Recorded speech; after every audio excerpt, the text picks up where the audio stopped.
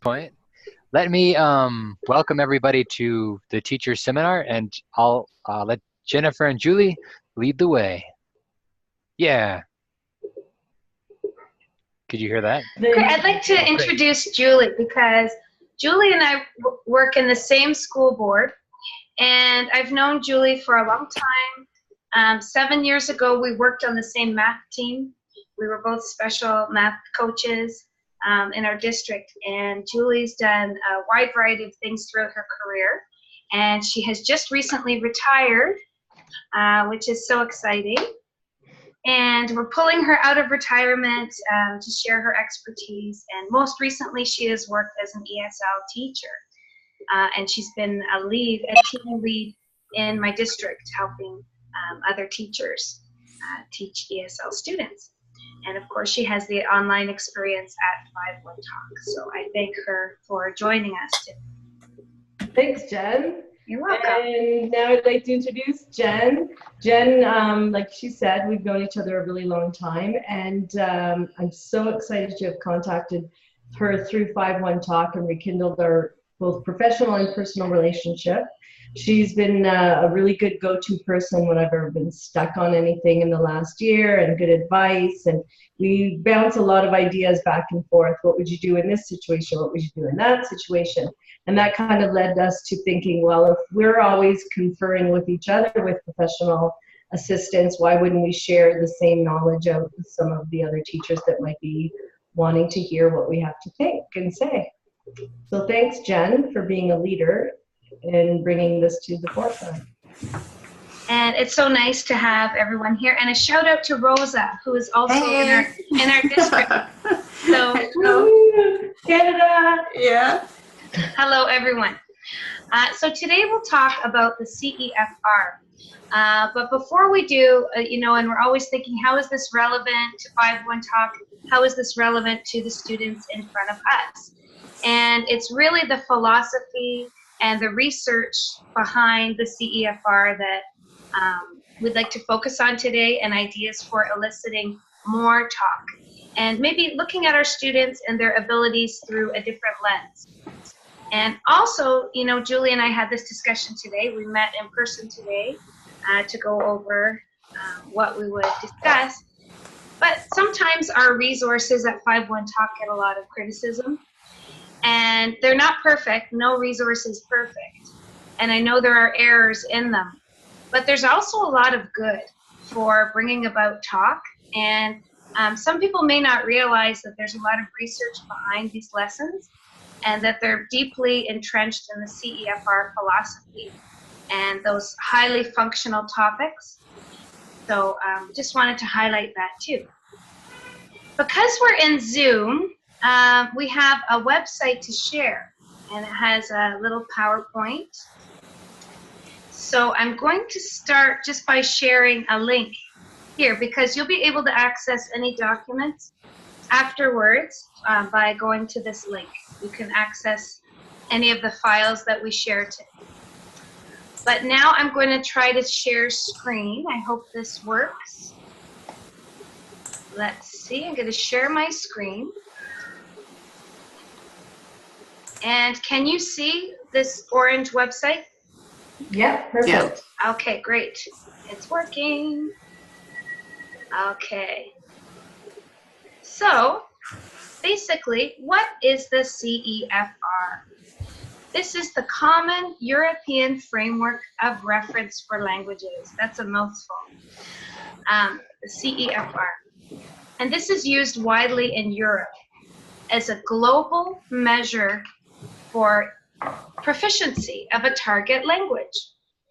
But it's used in other countries as well. It's one way to measure language proficiency. Some people will take the test and get career opportunities. They'll say, okay, you have to be a certain level. I heard that in Disneyland, in some countries, to measure English proficiency, they'll look for a B1 level minimum to work at Disney. So I thought that was interesting. And in the province of Ontario, Canada, we are starting to offer this for French as a second language to our students, so they can have this global certificate. So that's kind of neat. But it's broken up into useful, functional categories. I can statements like, I can talk about what I like and what I dislike. I can give directions. I can talk about transportation. And these are themes that we see in our lessons. And it's a proficiency lens. You know, in second language instruction, we think about grammar. And if you've learned a second language and you think back to your childhood, you probably think about kill and drill, grammar. And our students in China have had that. They have a strong grammar base and a strong reading base, but it's the oral talk. And Julie, did you want to piggyback on that? Today we were talking about that. Yeah, absolutely. It's similar to us in Canada. We learn French because it's our bilingual language, and none of us could have a conversation after learning French from elementary or even in high school, because it was all just learning how to read and write. And the focus of 5-1 Talk is so much further than that, because it's trying to move kids out of that stuff that they have on their heads and move it into actually talking. And I had a really interesting lesson with an adult today who had a similar situation. She's just trying to talk after finally having time from raising her little boy and wanted to speak English. And she said, I only know everything in my head. I can't get the words to come out because it's all here.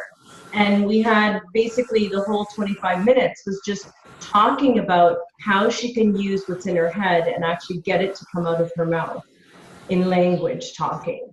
So it's the idea of using what you have, but learning to use it orally instead of only reading and writing. Mm-hmm. Great.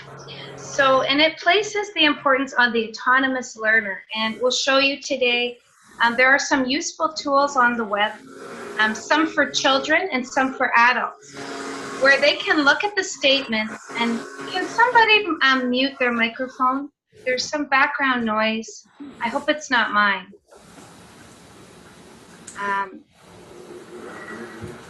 So anyway, they can mark off what they can do, what they're able to do, which is great because it's great for risk taking and for confidence building. Because we know once our students feel that confidence, they will soar and they will progress rapidly.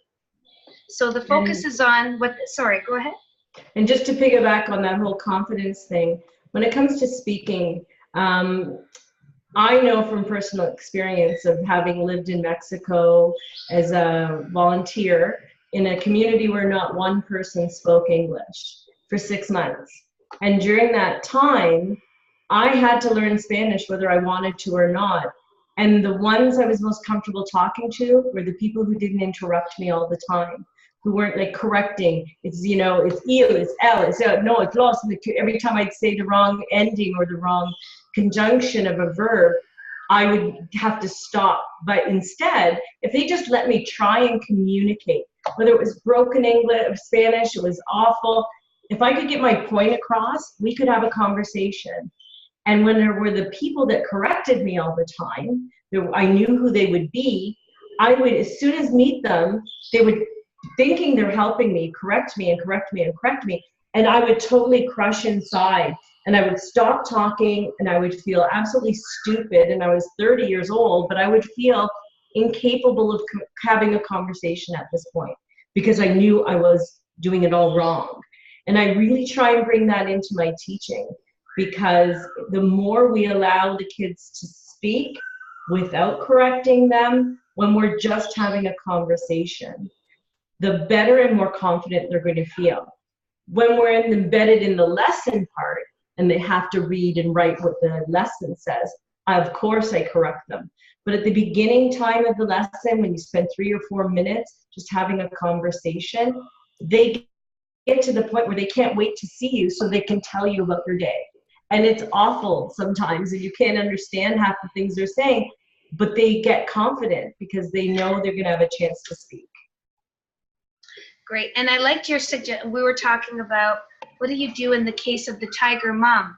You've got the learning aspect, you've got, you know, the research and the strategies we want to use, and then you have the parents that want their children to be corrected. And Julie shared with me today a really polite and proactive tidbit she includes in her memos. What I do is I let the parents know that when you're speaking another language, you need to count to at least 3 before you jump in. Even myself, I have to, when I was teaching ESL here, all the students were from all over the world, and some came with different levels, and I would have to stop and make sure I always counted 1, 2, 3 before I would help them out. And so I mentioned that to my moms and my dads that are there, because they're so eager to quickly tell the kids what to do. And so the kids like, car, apple, choo. And if they don't get it right away, their moms are going to tell them so that they sound really smart to the teacher. But then I, in the memo, just put a little note to the mom or dad and say, thank you so much for supporting your child. It's great you're there with them. Try to count to 3 so that they get a chance to answer before they get you to help them. And a lot of the comments back in the next lesson are parents saying, thank you for that tip. And the kids start to get more confident because they know that their parent isn't staring down at them and forcing them to know the answer. And, you know, imagine if you were speaking a second language and you had to answer the way we expect them to. It takes you a while to process sometimes. So giving that 3-second count really makes a big difference. I've got one student, and he's so thoughtful. He's 11, and he'll say, it's like he's so conditioned to being interrupted by the teacher. He'll say to me, wait a minute, wait, I'm thinking, wait. He'll say it really quickly because he's formulating that answer. So I think that's great. He advocates for himself in that way. But it got me thinking, okay, do I give him enough wait time? Am I part of that problem? So sometimes that silence, we want to fill the silence or entertain, or we might feel uncomfortable, but we can get comfortable with that silence and that wait time. And 3 seconds it may feel like an eternity, but it will bring about more talk and independence. So here's a glance at the CEFR levels. We have the basic user between A1 and A2, independent user, B1 and B2, and proficient user, C1 and C2. Now, when I think about myself on this scale for my own first language of English, you know, not all of us are even at the C2 level in our first language. So how amazing when people can achieve that in a second or third language. It's quite incredible. Or any gains up this scale should be celebrated. It's all about proficiency, what people can do. So again, you're going to have this link now for your reference. You can look back very closely at this. One thing I really wanted to do, and I'll do this after today if you visit back to the site, is put some videos on this website so you can hear somebody speaking at each level. I know there are samples online, so that will be interesting. Jen, I'm just going to go back a slide for a minute. Sure. A really neat thing when you're using, no, go ahead to the next one. When you're using a chart like this, we use these in the Ministry of Education in Ontario to rank our ESL students, and they're called steps. And what makes it really interesting is if you had provided this chart, for example, to one of your parents, or you yourself used it to establish with your students an ability to give them some feedback. What can happen then is you don't have to highlight the entire A1 box, for example. You go by each descriptor, and they may be between 1, and then they may be able to do another thing already in B1 or B2 or B3. So what you can do is you can say, well, they can understand and use everyday expression. So you could highlight that, but then maybe they can produce simple connected text, which is in B1. So you end up being able to highlight throughout the whole document all the different levels they are for each descriptor. And then by using that, they can see them slowly making progress to eventually being a proficient speaker. Excellent. And I can share some afterwards too. There, I have another file. Part of it's in French, but most of it is in English, and it has specific can-do statements.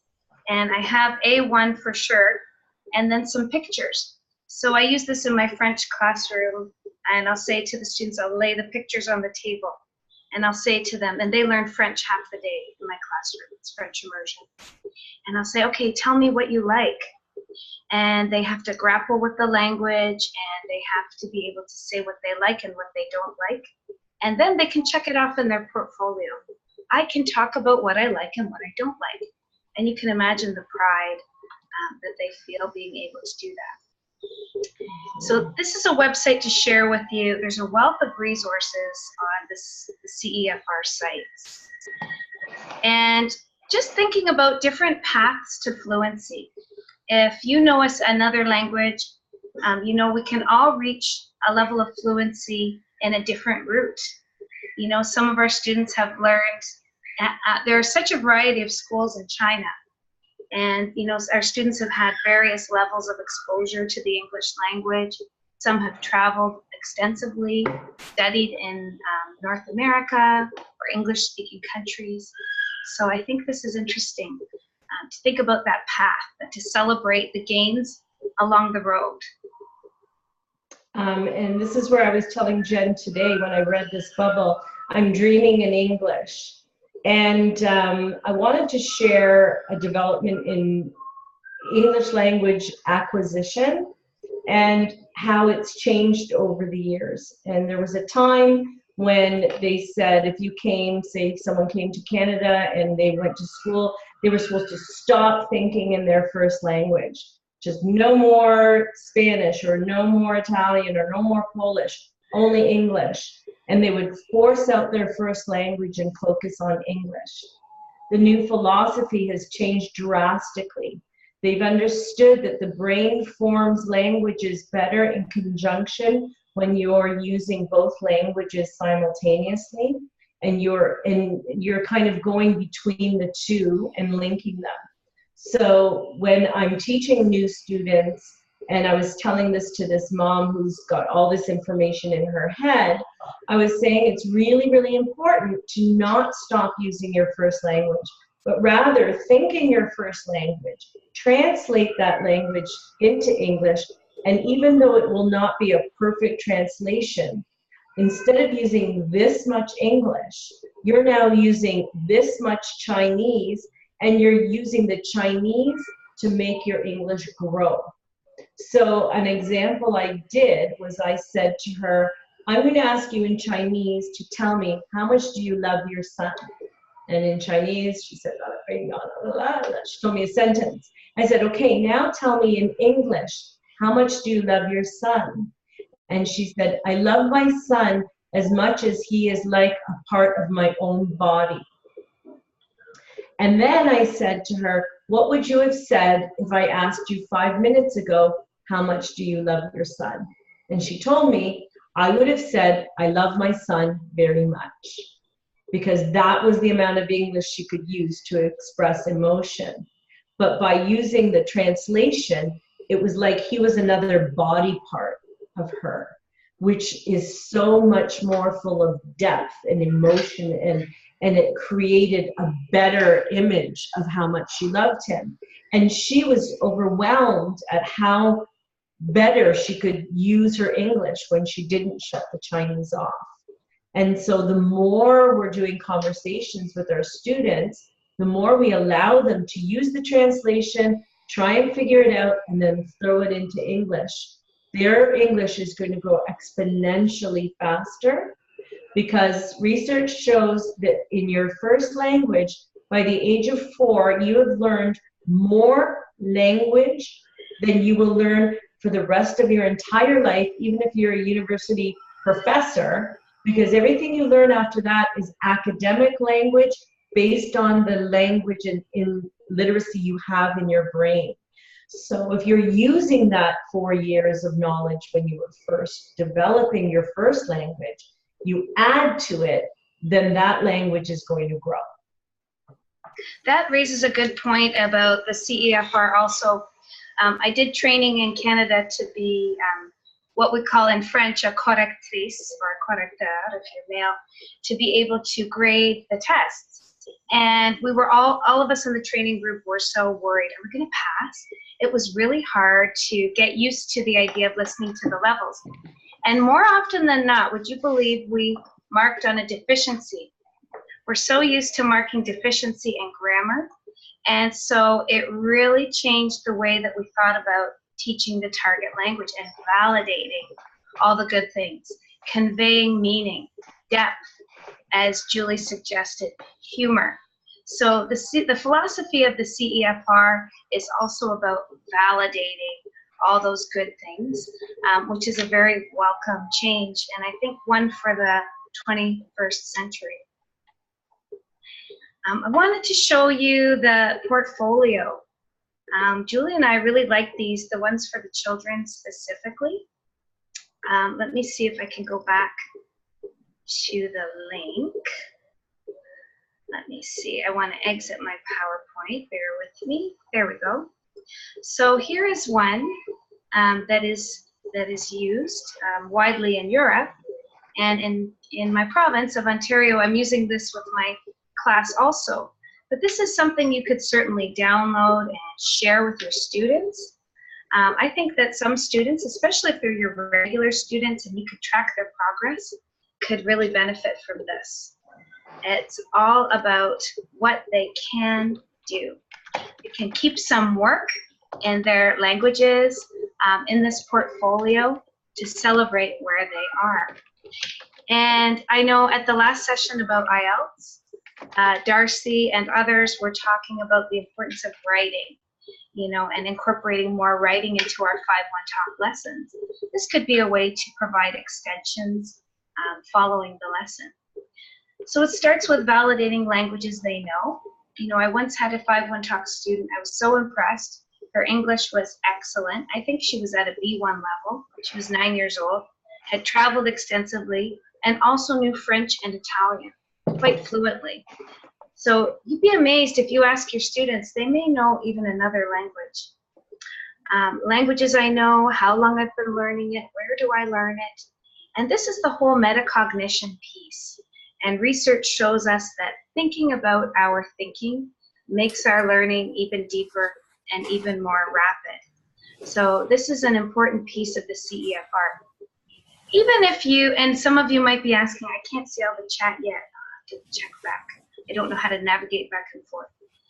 But even if you use some of these descriptors as a question in your lesson, you know, how do you use this language? Introduce 1 or 2 metacognitive questions to get the student thinking about how he or she learns.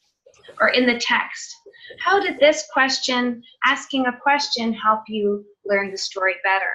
Something like this. Julie, do you have anything to add in the ESL context about metacognition? It's really, I really think the best part in our 5-1 Talk lessons, one of the best part is that last page. That last page is the look what I learned page. And when you know the students learned the lesson and they know the words and they know what they learned, they can't wait to get to that page and tell you, look what I learned. And my favorite thing to do, especially with some of my regulars that know me well, is we'll get to that page and I'll say, okay, show me what you know as fast as you can. 3, 2, 1, go! And they'll be like, dog, cat, head, and they'll look through the words as fast as they can. And they're like, ah! And they know that they can just like boom, boom, boom, boom, boom, pull off, look what I know, without even thinking straight. And I know some of them actually practice the last screen at home to show me how fast they can say it when they get to it. And that's what the metacognition is about. Look what I did, look what I know, look what I can do.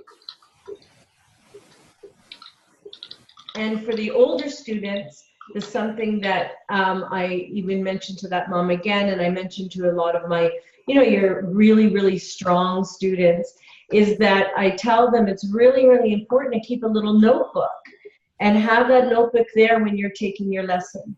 Because the one thing that I've learned in my ESL teaching practice is you have to engage as many senses as possible. So the first one is your eyes. They're seeing the word, then they write it in their notebook. So now they're touching the word, and they're writing the word, but they're seeing the word they're writing. You're saying the word in the lesson. They're hearing the word that you're saying.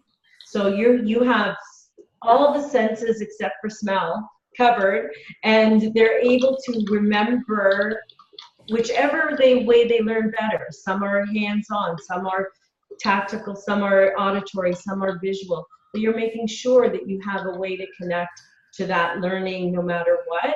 And then those students keep that notebook, and they have a way to go back and see something that they may want to remember from before. And I like to use Hangman a lot when, you know, the lesson is like 12 slides or something, and you're like, what are we going to do? And I'll try and stump some of my kids with their past words and say, oh, it's a 7-letter word. And then I have a boy will be looking through all his old books, 7 letters. Is it this? Is it that? He's trying to find, because he has his notebook available.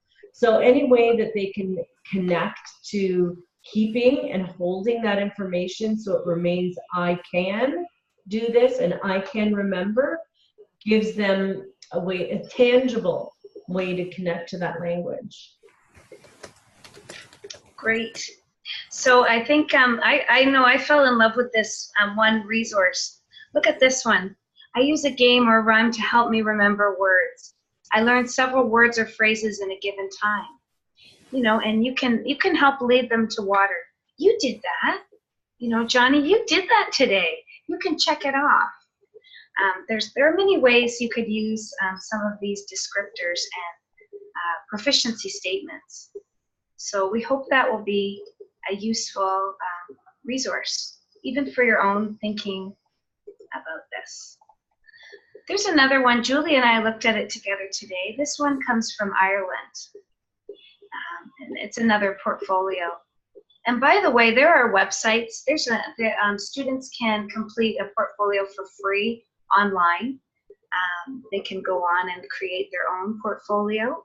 So if you're not comfortable sharing a PDF using QQ, some of us still have a QQ from long ago in 5-1 Talk. If you're not comfortable doing that, there are different ways you could encourage this. Now I know Julie really liked this page with the A1, A2, B1, I can statements. We were looking at this today. And I really like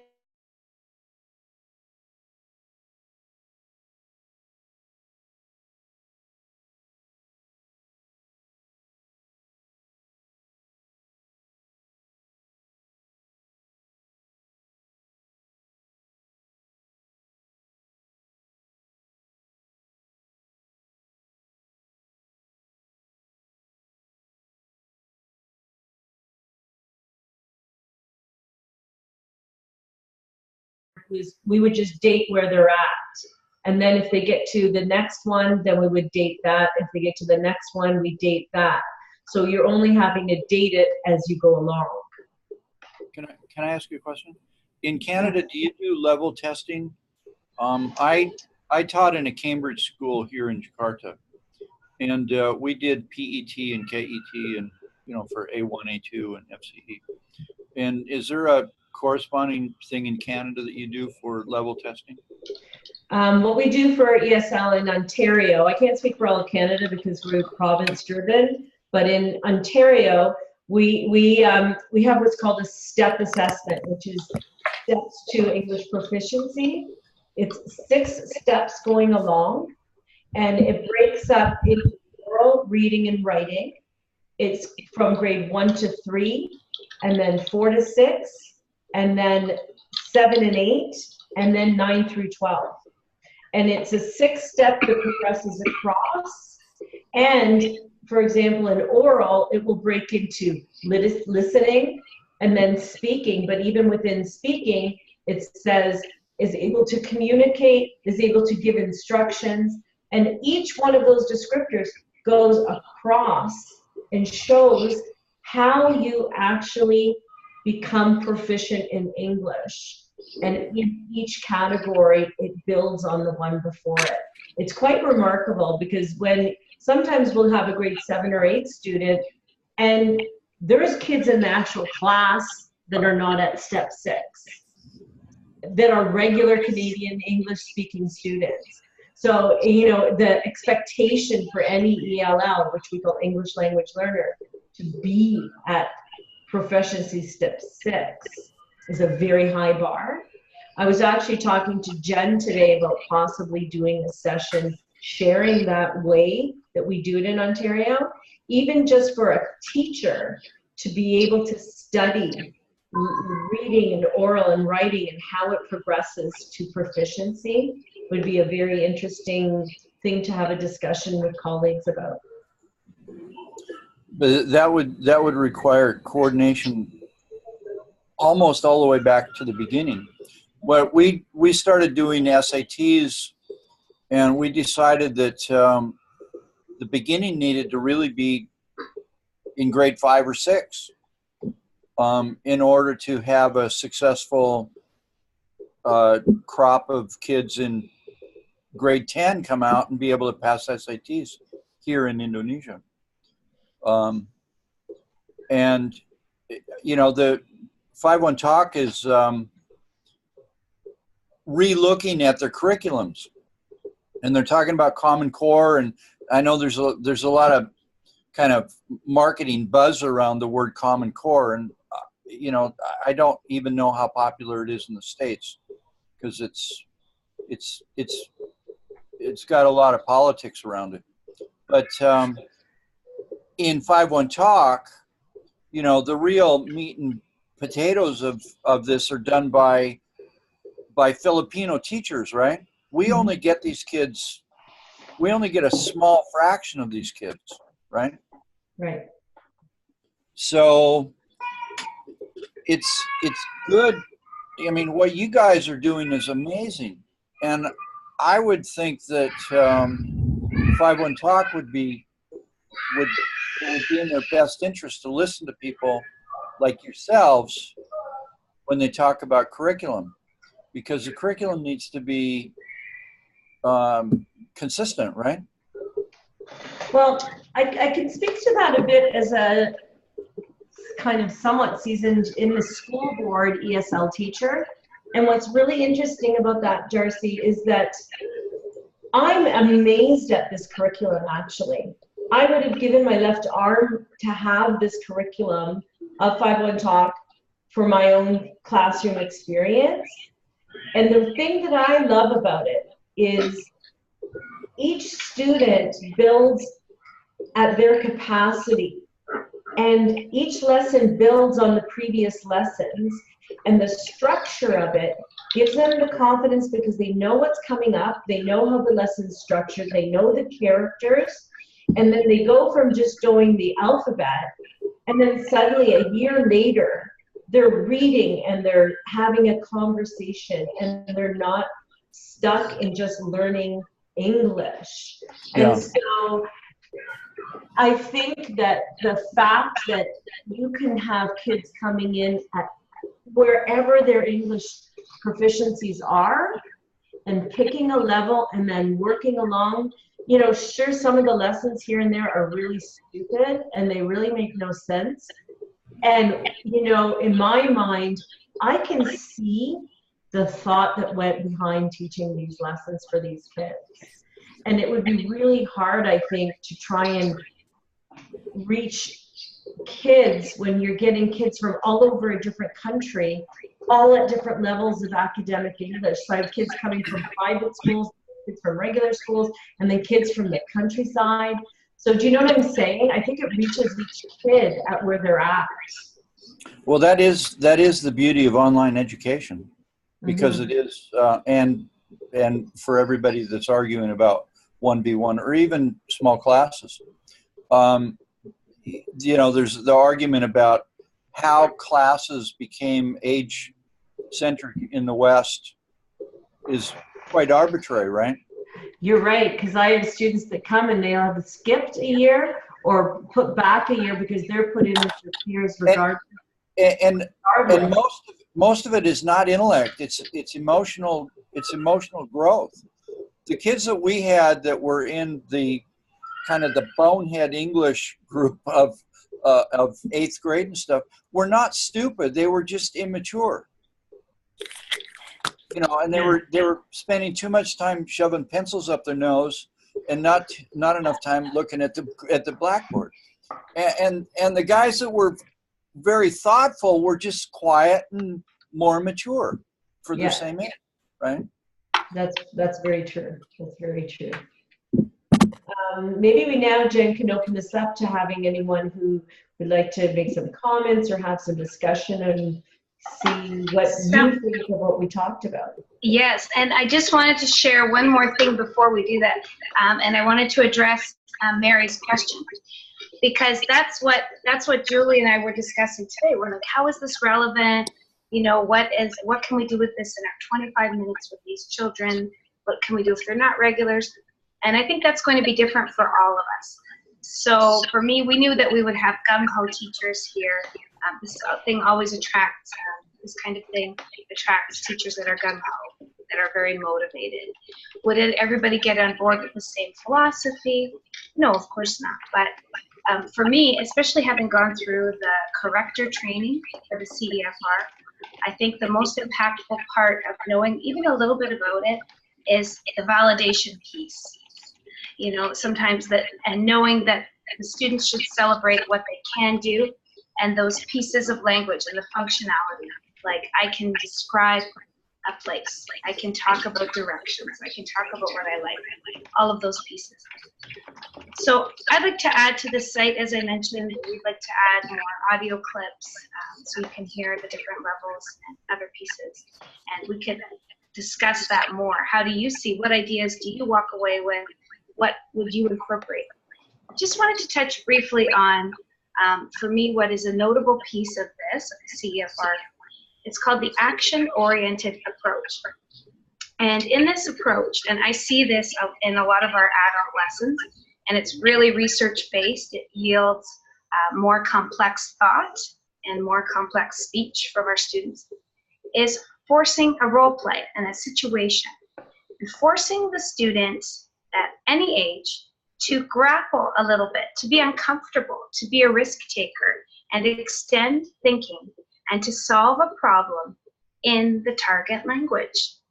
You know, there was one lesson I had with an adult, and it was about clearing customs, traveling.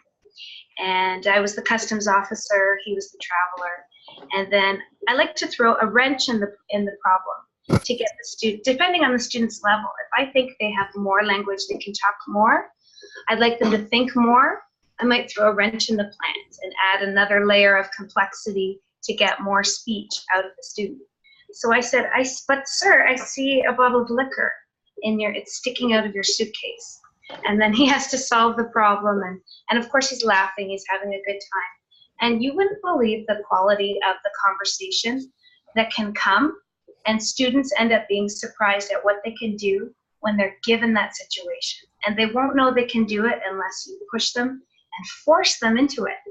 So to grapple with a situation, whether it's a role play at a store, they have to exchange a sweater, and you're the clerk in the store and you say, no, it's past the 30 days. Well, what do you do? And they need to think about the language they know. So just wanted to mention that piece and then open up the floor. How do you see this in the classroom? And another way you can do that is, depending on how old the student is, and whether or not they want to sing the song or not. Some of the old kids don't want to sing the song, some of the young ones do, some of them end up skipping it. But having that, the one thing I always would do when I would go and get my ESL students in my classrooms, so I would go and get them and bring them back to class, and they would have private time with me. The very first thing was, hi, you know, hi Jen, how are you today? Hello, Mrs. Clark, how are you? I'm good. How are you? What is new? And the walk time from where their class was to my room, they would have to tell me something that was new. And for the first 3, 4, 5 months when they didn't even speak English, they would say, nothing. Or I go to park, I go to park, I play in park, I go to park every time. And I'll never forget this one little girl from Iraq.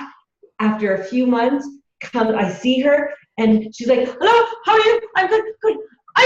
I ride bike, I ride bike, I ride bike. She couldn't wait to say, I ride bike. Because finally, she couldn't say nothing. She was ready to tell me what she did. And so I incorporate that in every lesson I try to with my 5-1 Talk students as well. We have lots of time at the beginning. Maybe it's only 2 or 3 minutes, but it's when I don't correct their English. I say, how are you? How was school? How was soccer? I get to know them on a personal level, and I know they're taking piano, or they're taking violin, or they're taking soccer. And I'll say, show me your art lesson. What did you do in art class? And then they have to tell me about their painting. So it gives them a chance to just talk, real life situation talk.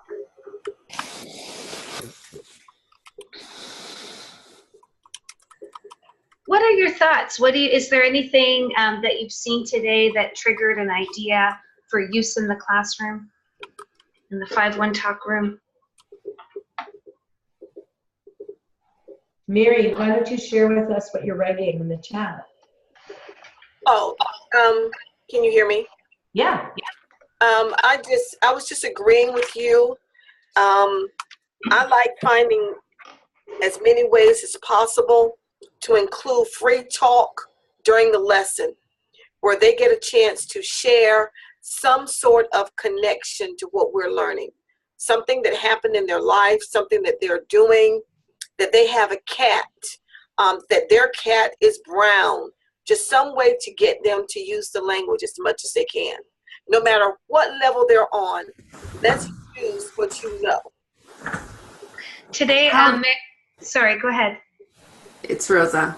How do you guys get the student to talk more? Because I find, it's like, hi, so how was your day today? Good. So what did you do? Homework. It's like the one word answers all the time. And it's like, okay. And I know I'm very conscious of not asking those closed questions. Like, how was your day today? Good. So I'm trying to get them to talk more. So any suggestions, to get them to speak more freely, because I like to do free talk at the end as well, about a minute or two. Some are harder than others. Mm-hmm. Some kids have so much to say, they have something ready to show you. Like I have a little girl in a princess crown, and she has a toy she wants to show me. Or, today she told me she's having a market at school, and she gets to make something for the market, and she's telling me. And then others are homework. Yes. And you're thinking, come on, isn't there anything else? But that's the reality for some. Yeah. Like, what are you doing for your holidays? Homework. Come on, you must be doing something fun. Yeah. So when they tell me their homework, I'll say, okay, tell me, which homework are you having a test in? And I'll say, okay, when's your next test? Like the ones that are super smart bees that only care about is their marks. That's my little Michelle. All she cares about is getting 100% on everything she does. And so she'll say, Miss, today I have my math test, and I think I get number 2 in class. Someone else beat me, but that's okay. And then once she knew I was interested in specific subjects, and I was, what it is? It's getting them to know that you actually want to know about them. Yep. That you care about them as a person, and you want to know that they have soccer, and you want to know, oh, you had soccer. Is today Thursday? You have your soccer Thursday. Wow, that's awesome. Like I have all these notes, cards for each kid. I know it's a little obsessive, but for Steven, I have Thursday he has soccer, Friday he has Urdu, and so like I can kind of keep track for my regulars anyway. And that creates that she really wants to know about me. And when you can break the wall down within a couple of lessons, you'll be shocked at how you can do that. So when they give you that one word answer, find a way around it to pull more from it. Say homework. Oh, I know. What did you homework? Was it Chinese? I hear Chinese is so hard. Are you good at Chinese? Are you bad at Chinese? Try and pull something out. I can give one really quick example. I have this one girl, all she does is schoolwork. I really don't think she has a lot of friends. She's really awkward socially, even with me. She's 13. She was the hardest student because we would try and do these lessons and it was hard for her. The lessons were a little bit difficult and she'd keep going off topic, but she would just write it all in Chinese. And then I'd have to read in Chinese and write back in English. And then slowly, slowly, I've been pulling her away from the typing, forcing her to talk a bit. And now when we get to the lessons, she doesn't want to do the lesson. All she wants to do is talk for 25 minutes. But I mean, talk because she has a friend to talk to. Yep. And, you know, I say to her, is your mom okay? Because I'm not teaching you your lesson, you know, because they're paying for a lesson to be taught. Yeah. But what she has gained is phenomenal because just yesterday I taught her, she didn't type in Chinese once.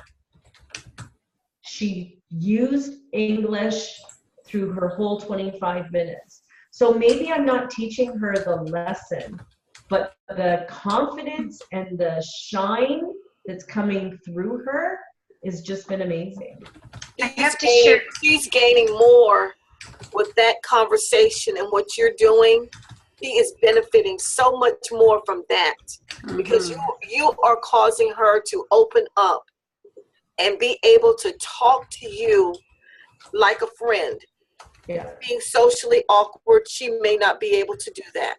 But one of the things that I do with the little kids is I find especially when they give me the one-word answers, I find a way to connect me to their one-word answer. Oh, I know.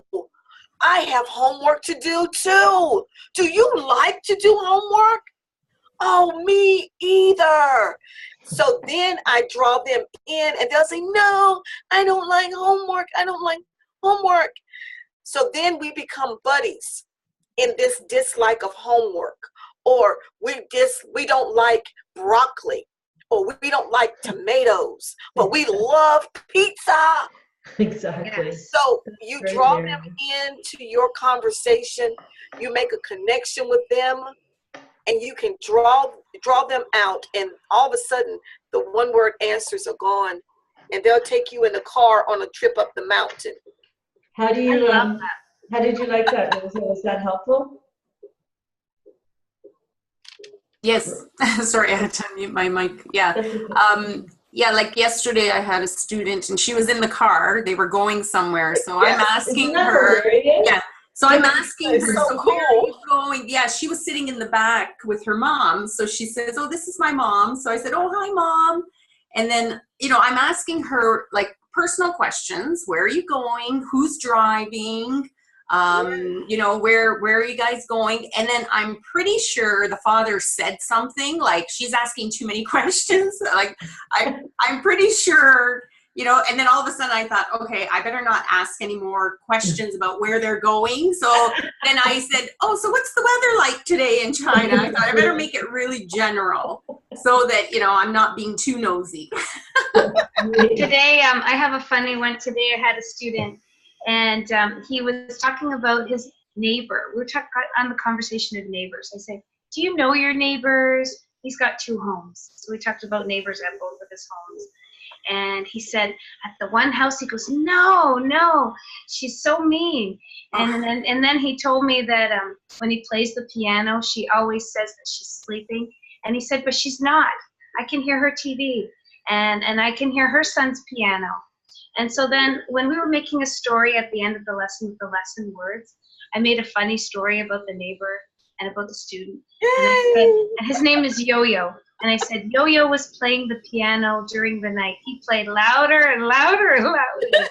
And then he knocked on his neighbor's door and said, would you like a lesson, a piano lesson? And he just was like, so that's going to become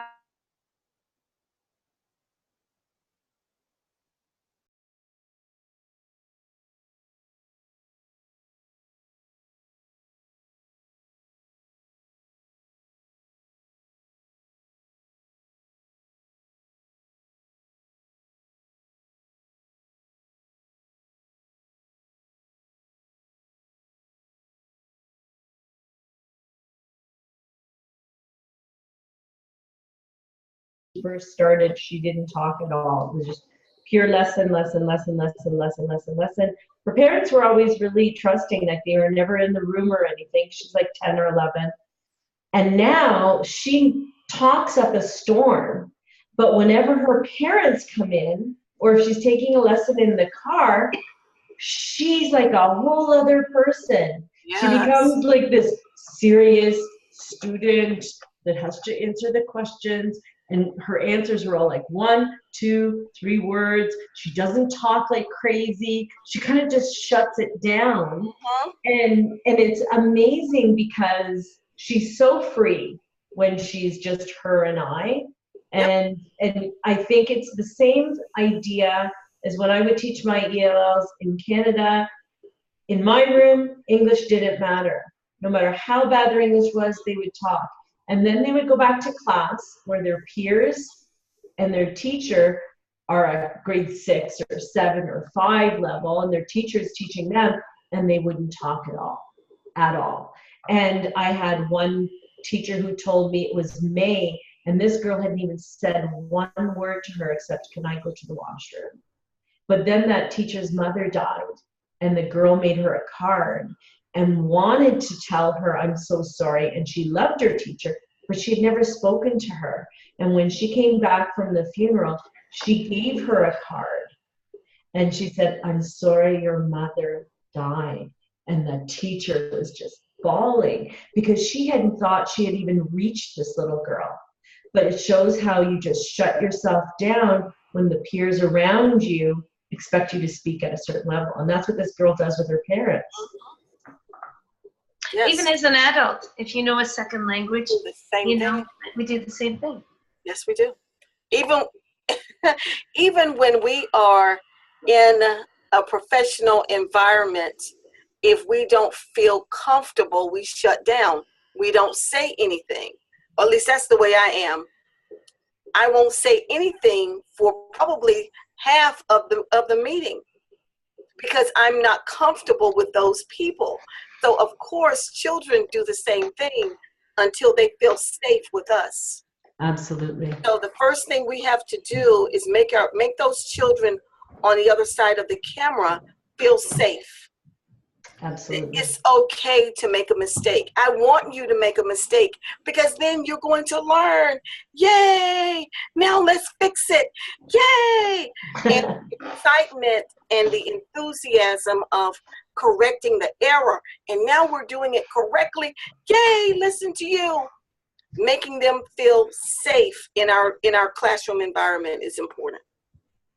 I swear I've had kids that don't know how to read. They don't know how to, for most of the session. And then all of a sudden, somehow, maybe they feel safe enough to start talking. I've had some passive aggressive boys, though, that I think they try to drive you nuts just by, mimicking you or, just acting dumb, Yeah. Right, Well, Julie? You look like you've had that experience. Oh, absolutely. I have one boy, and it's funny, I've just started teaching him in the last couple of weeks. He's on his video games the whole lesson. Mm-hmm. And I am howling because I'll go back and I'll read some of the memos before, and the memos are, "This student's distracted, Jason's not listening, he's on his video games, da, da, da." Well, you know what? I totally let him play his video games, but I pull him in by saying something wrong in the lesson or asking him a open-ended question that he has to answer, or saying, "I'm waiting for you to circle. Are you going to circle the answer?" Oh, he throws down his video game. 2 seconds later, he comes back, picks up his game again. But he's engaging, and he's actually starting to do more and more and more. And it's because I'm letting him play his video games. But he knows I got his number. And so he's like back in my world again. And slowly but surely, he's starting to engage, and we talked. He went to Australia.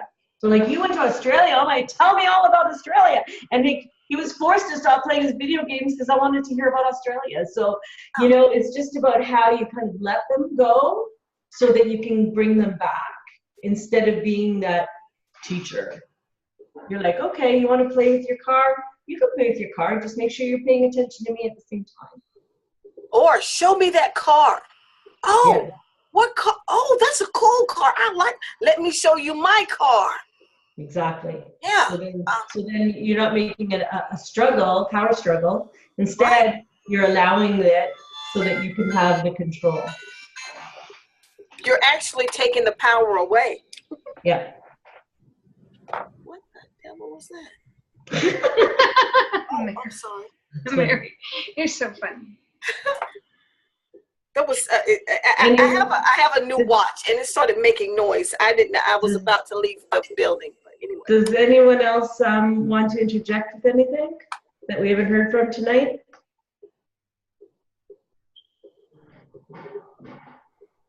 I just want to say how terrific you Canadian girls are.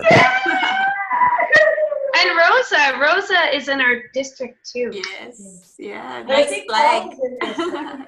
My first girlfriend was from North Vancouver. And I'm Canadian, so I can do that, you know. So That's watch right. out for Canadian I just boys. want to know how you put that cool thing in your screen. Manicam. Manicam, yeah. Okay, good job. I can't make Manicam work without destroying my computer. Me too. Julie and I were saying that. It crashes my AC all the time. Yeah. So I had to How stop much using RAM do you have? I got lots. So do I. Seems I to don't know. conflict with AC, not Well, my computer, but AC. This is an i7 with 16 gigabytes, so that's Oh. pretty much what you need to run Manicam. Yeah, because I have an i5 and it does not do well No, with the i5. it'll crash. It'll Yeah. crash. Yeah, Okay. yes it does, Darcy. So Yeah. you need it. Let me write this down. What do you need? i7. i7. Yeah, i7 processor and Okay. yeah. I'll see if we have that. My old one didn't, but this one did. Well, I think some So- people are going to probably head into the other. Well, class. what I would like to do is put out to everybody that's here is we would like to have another meeting. I want another meeting. I want this to continue. I think this is very good. I agree. I like the sharing. Yes. I like Well, Mary, would you like to be the leader next time? No, Darcy, I think you do a great job because you're from Canada. I'm only the MC now. I'm gonna take these girls on the road though. They're good. Oh, I Oh, you know what? We're our own best resource. Like, I'm so impressed with the people that I've met. I know, Darcy, you and I had this conversation. Like, there are so many people of such diverse careers and experience and what they offer. So we're our Right. own best resource to connect with this. And I think that this core group is the one to, you know, make 5-1 Talk great again. As long as we can keep 1-by-1 lessons longer than 1 year. wow. Yeah. Right. Interesting. Okay. That Awesome. being said, if anybody has any suggestions about, you know, what we want to do in 2 weeks, I guess. I think that's kind of a comfortable, leisurely pace. Not too much pressure on everybody. We'll come up with something else, okay? That was great. I'm glad to be a part of this group. I like it. So if anybody has any suggestions, just PM me or Jennifer, Julie. Okay. I like to shout out to retired people, Julie. 1 month. You love yesterday. Woohoo! Wow. I'm retired too. All 4 right. years. Mary, I didn't know that. Yes. 4 years retired principal. Oh, damn. Then you Wow. really Wow. deserve that. Okay, I'm going to have a drink of my beer for you. Thank you.